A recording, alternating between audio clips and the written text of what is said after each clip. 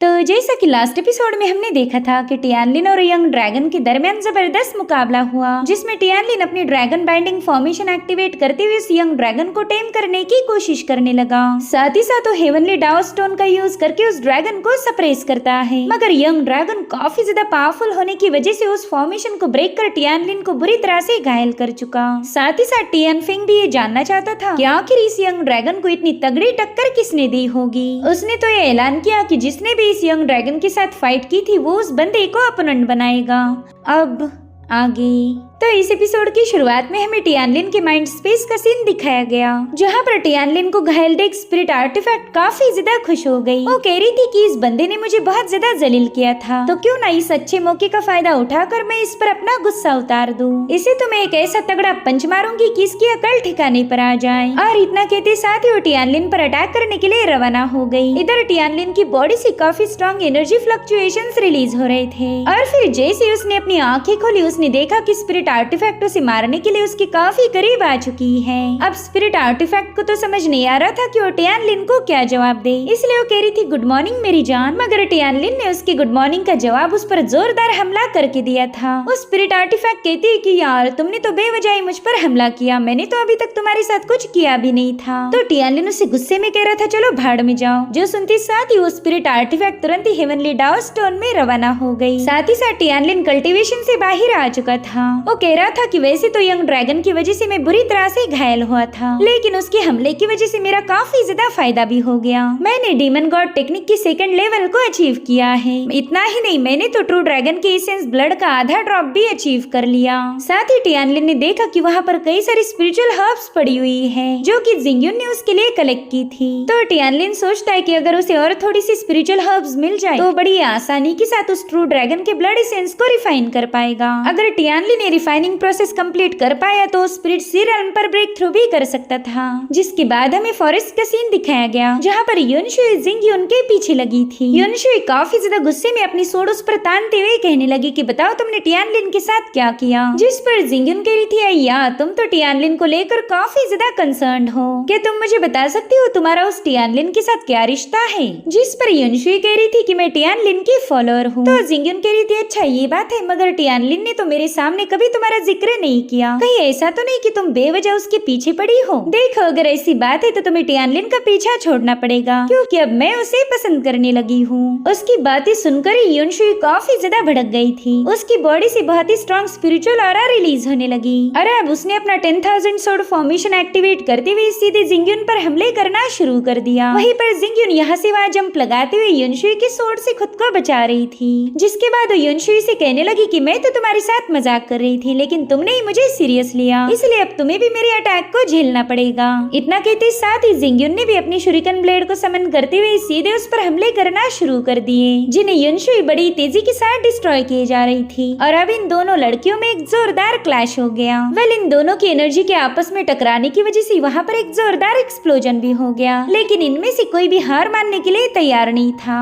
और उतने में जिंगयुन अपनी शुरिकन ब्लेड का यूज करते हुए युनशुई को काफी पीछे पुश कर देती है। अब तो युनशुई को जिंगयुन पर और ज्यादा गुस्सा आ गया था, इसलिए वो अपनी सबसे स्पेशल सोड टेक्निक को एक्टिवेट करते हुए सीधे जिंगयुन पर हमला कर चुकी। वहीं पर जिंगयुन भी कहाँ ही खामोश रहने वाली थी। उसने भी बड़ी ही तेजी के साथ अपनी शुरिकन ब्लेड से युनशुई पर अटैक कर दिया, मगर तभी टियानलिन उन दोनों के हमलों के बीच में आ जाता है। अब टियानलिन को वहाँ देखते ही इन दोनों लड़कियों ने फटाफट से अपने वेपन को वापस समन कर लिया। युनशुई तो टियानलिन को महफूज देखकर काफी ज्यादा खुश हो गई थी। वहीं पर जिंगयुन भी एक्साइटेड होकर भागते हुए टियानलिन के पास पहुँच गई। वो कह रही थी चलो ये तो अच्छा हुआ कि तुम सेक्लूजन से बाहर आ गए। मुझे बताओ कि तुम्हारी इंजरीज पूरी तरह से हील हो चुकी है। मगर टियानलिन इन दोनों से पूछ रहा था कि बताओ तुम दोनों झगड़े क्यों कर रही थी, ऐसा क्या हुआ जो तुम दोनों ने एक दूसरे पर इतने खतरनाक अटैक किए। तो जिंगयुन बताती है कि थोड़ी देर पहले इस बंदी से मेरी मुलाकात हुई थी, मैंने बस इसके साथ थोड़ा सा मजाक किया, मुझे क्या पता ये लड़की मेरे मजाक को इतना सीरियसली लेगी। तो टियानलिन उससे पूछता है कि क्या तुम मुझे बता सकती हो तुमने युनशुई के साथ कौन सा मजाक किया था। जिस पर जिंगयुन काफी क्यूट अंदाज में बताने लगी कि मैंने इसे बोला था कि मैंने तुम्हें केव में बंद कर दिया, साथ ही साथ मैंने इसे ये भी बोला कि तुम दिन रात मेरी सेवा कर रहे हो।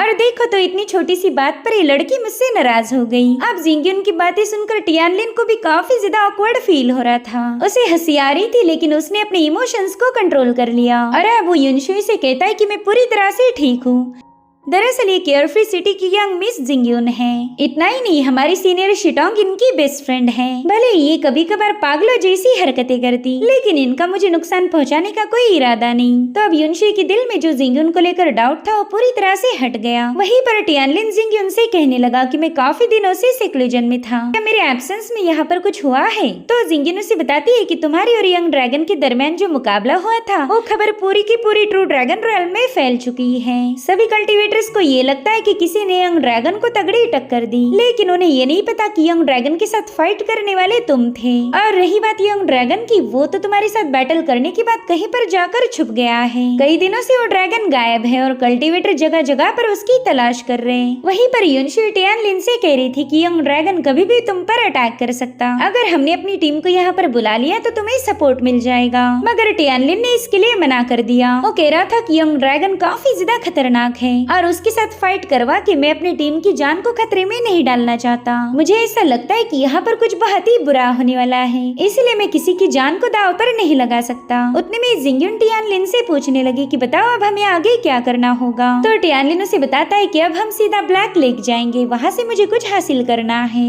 और अब थोड़ी देर में ये तीनों भी ब्लैक लेक के सामने पहुँच गए। जिंगयून कह रही थी कि मेरे ख्याल से यहाँ पर ऑलरेडी कुछ कल्टीवेटर्स आ चुके थे। वहीं पर जिंगयून कहने लगी कि टियानलिन मेरे ख्याल से तुम यहाँ पर 7 लीफ ब्लड लोटस की तलाश में आए हो, लेकिन मुझे ऐसा फील हो रहा है कि वो लोटस ऑलरेडी किसी ने हासिल किया। जिस पर टियानलिन बता रहा था कि ना ये तो इम्पॉसिबल है, क्योंकि जहाँ तक मैं जानता हूँ वो ब्लड लोटस इस लेक के एकदम बीचों बीच है। तो जिंगयून कह रही थी अगर ऐसी बात है फिर तो कोई उसे हासिल नहीं कर सकता, क्योंकि इस ब्लैक लेक के सेंटर तक पहुँचना नेक्स्ट टू इम्पॉसिबल है। कोई और अगर उसे हासिल नहीं कर पाया तो मुझे नहीं लगता हम भी उसे रिट्रीव कर पाएंगे। वेल इस लेक पर मौजूद ब्लैक मिस्ट काफी ज्यादा सिनिस्टर है। ऐसा कहा जाता है कि ब्लैक मिस्ट हमारी बॉडी को आसानी से पेनिट्रेट कर सकती। इनफैक्ट ट्रू ओरिजिन राउंड का वॉरियर भी इसका मुकाबला नहीं कर सकता, जबकि उस लेवल के कल्टीवेटर्स के पास तो काफी स्ट्रॉन्ग ट्रू एसेंस मौजूद होता है, मगर वो लोग भी इस मिस्ट का मुकाबला नहीं कर सकते। तो हमारे जैसे कल्टीवेटर्स के लिए तो नेक्स्ट टू इम्पॉसिबल है। अगर ये ब्लैक मिस्ट हमारी बॉडी में पियर्स हुई तो हम ऑन द स्पॉट मारे जाएंगे।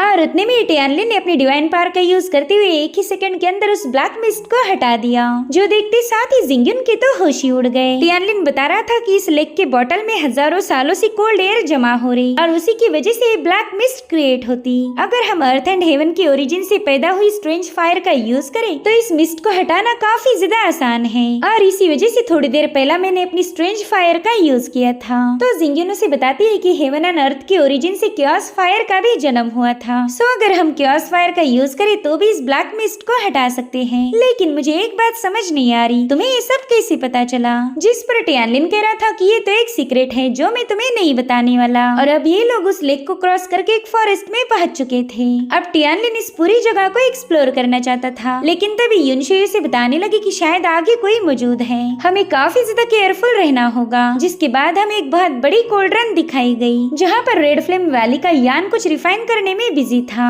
और उतने में जिंगयून उसे आवाज देती है। वहीं पर यान भी टियानलिन को देखकर काफी ज्यादा खुश हो गया। वो कह रहा था मेरे भाई तुम एकदम सही मौके पर आए हो, क्या तुम मेरी थोड़ी बहुत मदद कर सकते हो? तो जिंगयून धीरे से टियानलिन को बताती है कि इस बंदे की कोई चाल हो सकती, इसलिए हमें थोड़ा सा केयरफुल रहना पड़ेगा। तो टियानलिन उसे अश्योरिटी देते हुए कहने लगा कि तुम बिल्कुल फिक्र मत करो, मैं सब कुछ हैंडल कर लूंगा। और अब टियानलिन उसकी तरफ जाते हुए कहने लगा कि बताओ मेरे भाई मैं तुम्हारी क्या मदद कर सकता हूँ? तो यान कहता है कि मुझ पर भरोसा करने के लिए शुक्रिया। जहाँ तक मैं जानता हूँ तुम भी ब्लैक लेक को क्रॉस करके यहाँ आए हो, तो जरूर से तुम्हारे पास स्ट्रेंज फायर की एबिलिटी होगी। स्ट्रेंज फायर के बिना तो यहाँ तक पहुँचना इम्पॉसिबल है, तो क्या तुम अपनी स्ट्रेंज फायर थोड़ी देर के लिए मुझे उधार दे सकते हो? वेल इस कोल्ड्रन में कुछ पिल्स है, तो उन्हें रिफाइन करने में मुझे तुम्हारी मदद लगेगी। मेरे भाई अगर ये रिफाइनिंग प्रोसेस कंप्लीट हुई तो मैं तुम्हें काफी अच्छा रिवॉर्ड दूंगा। जो सुनते साथ ही इन दोनों लड़कियों ने यान पर तुरंत ही अपने वेपन तान दिए। वो उसे धमका रही थी कि अगर तुमने टियानलिन के साथ जरा भी धोखेबाजी की तो हम दोनों तुम्हें खत्म कर देंगे। जो सुनते साथ ही यान थोड़ा सा पैनिक हो गया। वो कह रहा था कि तुम तो बेवजह ही मुझ पर शक कर रही हो।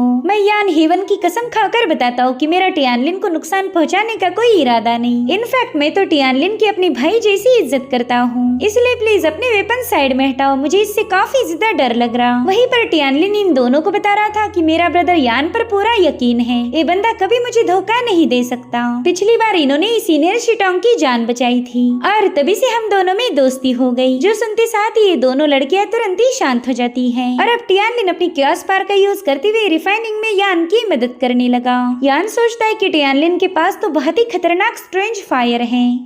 टियानलिन की मदद के साथ तो रिफाइनिंग प्रोसेस काफी तेजी से पूरी हो जाएगी और फिर यान भी अपनी स्ट्रेंज फायर का यूज करते हुए रिफाइनिंग शुरू कर चुका। यहाँ पर टियानलिन सोच रहा था कि ये बंदा आगे चलकर मशहूर इमॉर्टल फ्लेम एम्परर बनने वाला है और ये इस टाइटल के लिए पूरी तरह से लायक भी है, क्योंकि इसने इतनी कम उम्र में ही 2 अलग अलग तरह की फायर को कंट्रोल करना सीख लिया। ऐसा टैलेंटेड बंदा तो इस दुनिया में मिलना मुश्किल है। इतना ही नहीं, अगर इसकी नेचर की बात की जाए तो इतनी भयानक पावर्स होने के बावजूद भी ये बंदा काफी ज्यादा ऑनेस्ट है। और अब थोड़ी देर में उस कोल्ड्रन से बहुत ही स्ट्रॉन्ग एनर्जी रिलीज होने लगी, जिससे आसमान भी पूरी तरह से डार्क हो गया। साथ ही साथ वहाँ पर काफी स्ट्रॉन्ग स्पिरिचुअल एनर्जी रिलीज हो रही थी और इसी अद्भुत फिनोमिना के साथ इनकी रिफाइनिंग प्रोसेस कंप्लीट हो जाती है। उस कोल्ड्रन से लगभग 7 रेड कलर की पिल बाहर आ गई थी, तो यान तुरंत ही उन पिल्स को कलेक्ट करते हुए टियानलिन से बात करने लगा। वो कहता है, मेरे भाई, पिछली बार तुमने ड्रैगन ग्रास जैसी रेयर हर्ब मेरे साथ शेयर की, तुम्हारा वो एहसान हमेशा मेरे दिल में रहेगा। और इस बार भी तुमने पिल रिफाइनिंग में मेरी मदद की, तुम्हारे बिना तो ये काम पूरा करने में मुझे कई दिन लग जाते। दरअसल ये काफी रेयर 7 लीफ ब्लड लोटस की पिल है, तो इसमें से 3 पिल मैं रखूंगा और बाकी की 4 तुम रख लो। वेल, ये पिल टियानलिन के लिए काफी ज्यादा इम्पोर्टेंट थी, इसलिए वो तुरंत ही यान का शुक्रिया अदा करने लगा।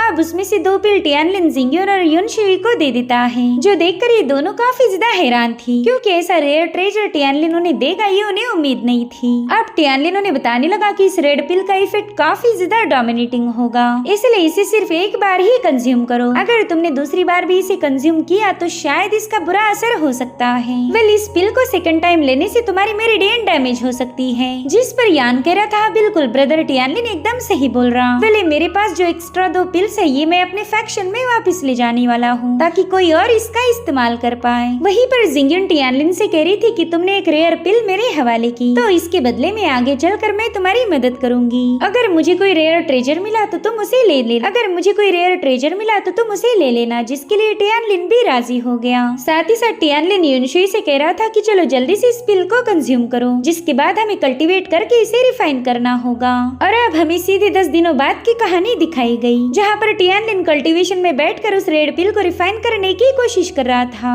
जिंग्युन दिल ही दिल में कहने लगी कि 7 लीफ ब्लड लोटस पिल को रिफाइन करना काफी ज्यादा मुश्किल है। जो बंदा जितना ज्यादा टैलेंटेड होगा उतने ही कम वक्त में इस पिल को रिफाइन कर पाएगा। मुझे और युनशुई को इस पिल को रिफाइन करने में लगभग 7 दिनों का वक्त लगा था, वहीं पर यान ने सिर्फ 5 दिनों में ही उस पिल को रिफाइन कर लिया। लेकिन 10 दिन पूरे हो गए और अभी तक टियानलिन इस पिल को रिफाइन नहीं कर पाया। यार, ऐसा तो हो ही नहीं सकता कि टियानलिन मुझसे भी बड़ा लूजर हो। इस बंदे ने अपनी बहुत ही भयानक एबिलिटीज को अभी तक शो किया है, लेकिन पता नहीं क्यों रेड पिल को रिफाइन करना इसके लिए मुश्किल हो रहा। मैं तो बस दुआ करूंगी कि ये बंदा जल्दी से जल्दी इस पिल को रिफाइन कर पाए। और उतने में आसमान में क्लाउड का बना हुआ एक टोर्नेडो अपीयर हुआ। साथ ही साथ वहाँ पर काफी तेज बिजलियाँ चमक रही थी और अब वो हेवनली थंडर बड़ी तेजी के साथ टियानलिन पर बरसना शुरू हो जाती है। ये सब देखकर ये तीनों लोग काफी ज्यादा हैरान हो गए। काफी देर तक टियानलिन की बॉडी इस हेवनली थंडर से टेम्पर हो रही थी और फिर उतने में टियानलिन ने अपनी आंखें खोली। साथ ही साथ उसकी कल्टीवेशन रॉल्म भी अपीयर हो गई। इस 7 लीफ लोटस पिल को रिफाइन करने से पहले टियानलिन स्पिरिट विल रॉल्म पर था, मगर अब उस रेड पिल को रिफाइन करने की वजह से उसकी पावर काफी ज्यादा बढ़ चुकी है। इतना ही नहीं, उसने तो कल्टीवेशन में भी ब्रेक थ्रू किया था। टियानलिन की कल्टीवेशन लेवल स्पिरिट विल रॉल्म से सीधा ऊपर जाने लगी। उसकी बॉडी से रिलीज होने वाली ऑरा से वहाँ का पूरा इलाका शेक हो रहा था। ये देखते साथ ही यान कह रहा था कि शायद भाई टियानलिन ब्रेक थ्रू करने वाला है, शायद स्पिरिट विल रॉल्म से सीधे सी रॉल्म पर पहुंच जाएगा। और इसी के साथ एपिसोड यहीं पर एंड हो जाता है। Thank you so much for watching. Bye bye, take care.